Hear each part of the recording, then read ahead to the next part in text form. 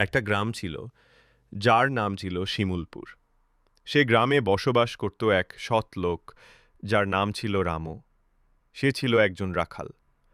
লোকেদের গাভী দেখাশোনা করে হালকা কিছু টাকা রোজগার করে চলত তার জীবন।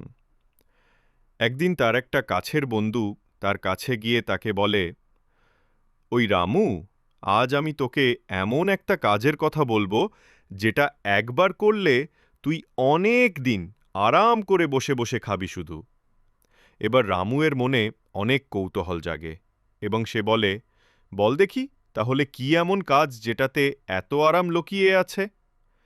এবার তার বন্ধু বলে, বসি না, আমি আর তুই তোর পালিত একটা পশু বিক্রি করলেই বাজ কেল্লা ফতে হয়ে যাবে রে।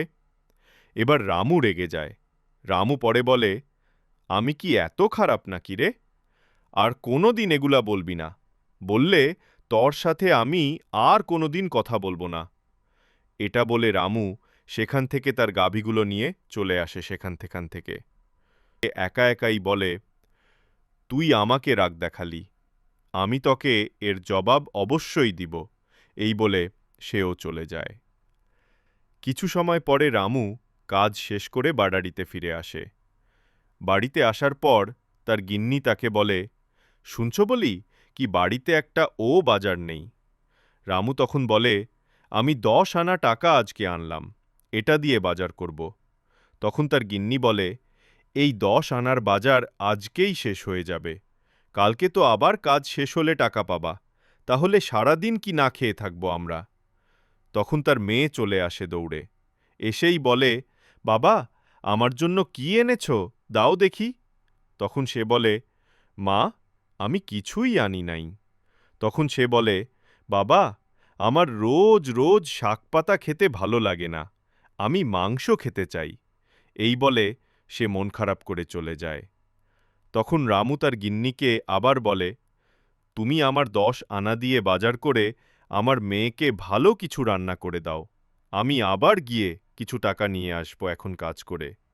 এই বলে রামু মন খারাপ করে হাঁটতে থাকে। পরদিন আবার গাভী নিয়ে যায় কাজে।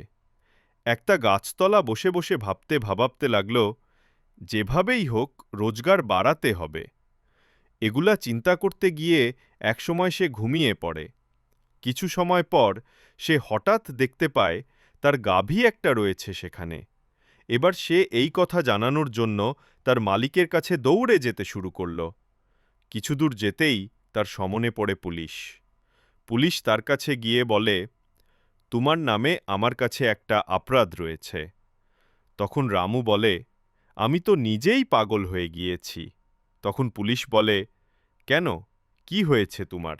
তখন রামু বলে, আসলে আমি কালকে রাতে থেকে কিছুই খাই নাই, তাই আজকে কাজে গিয়ে শুয়ে পড়েছিলাম, পরে দেখতে পারলাম একটা গাভী নেই সেখানে। তখন পুলিশ বলে, আসলে তুমি সেই গাভীটা চুরি করেছ? রামু বলে, স্যার, আমি অনেক ভালো, আমি এরকম কাজ করতে পারি না। তখন পুলিশ বলে, কথা কম বলে চুপচাপ চলো আমার সাথে থানায়। এই বলে রামুকে সে নিয়ে যায় থানায়। এরপর তার সেই বন্ধু তার বাড়িতে গিয়ে রামুর গিন্নিকে বলে, তোমার স্বামীকে পুলিশ ধরে নিয়ে গেছে। এই কথা শুনে রামুর গিন্নি বলে, কি কারণে তাকে ধরে নিয়ে গেছে? তখন তার বন্ধু বলে, তোমার স্বামী চুরি করার অপরাধে জেলে গেছে। এই কথা শুনে তার গিন্নি বলে, আমি বিশ্বাস করি না, আমার স্বামী এমন কাজ করতেই পারে না। এই বলে সে দৌড়ে যেতে লাগল।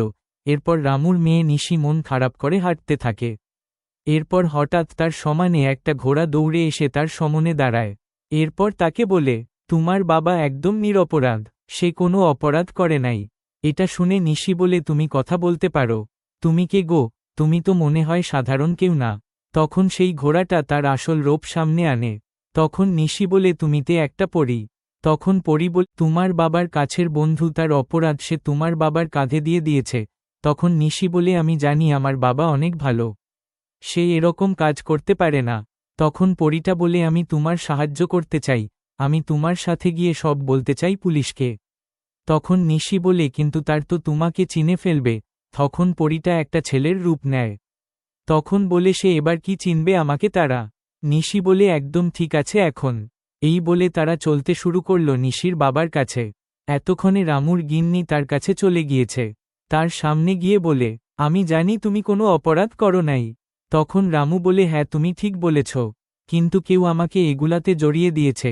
তখন সেখান পুলিশ এসে রামুর গিন্নিকে বলে তোমার সময় শেষ, এখন চলে যেতে হবে। এটা বলতে না বলতেই রামুর মেয়ে সেই পরীটাকে নিয়ে আসে সেখানে। তবে এখন নিশি পুলিকে বলে আমার বাবা কোনো অপরাধ করে নাই, এটার প্রমাণ আমি নিয়ে এসেছি। তখন পরীটা বলে হ্যাঁ নিশি একদম ঠিক বলেছে, আমি নিজের চোখে দেখেছি। রামুর কাছের বন্ধু টনি এই কাজ করে, সে নিজেই আপনাকে রামুর কথ বলে পড়ে আপনাকে। এটা শুনে পুলিশ টনির কাছে গিয়ে বলে, কিরে আসল অপরাধ করে তুই অন্যকে জেলে পাঠাস? তখন টনি সব স্বীকার করে। তখন সে বলে আসলে আমিই সব করেছি, আপনারা আমাকে জেলে নিবেন না, এটা আমার অনুরোধ।